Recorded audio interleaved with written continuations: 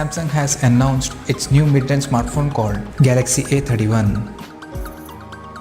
Talking about the specifications, the Galaxy A31 features a 6.4-inch Super AMOLED display with Full HD Plus resolution. Under the hood, the phone is powered by an unnamed octa-core processor which could likely be MediaTek Helio P65 chipset as suggested by the previous report. The device packs with 4 or 6 GB of RAM and 64 or 128 GB of internal storage, which can also be further expandable up to 512 GB via microSD card slot.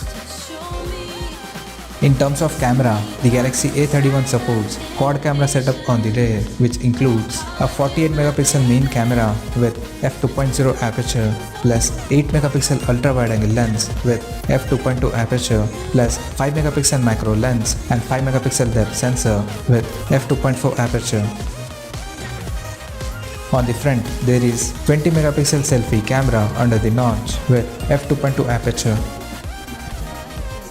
The handset comes equipped by a large 5000 mAh battery that supports 15 watts fast charging via USB Type-C port.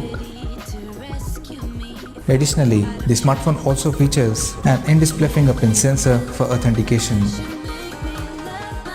The physical dimensions of the phone measures at 159.3 by 73.1 by 8.6 mm and it weighs around 185 grams. Now, talking about the pricing and availability details.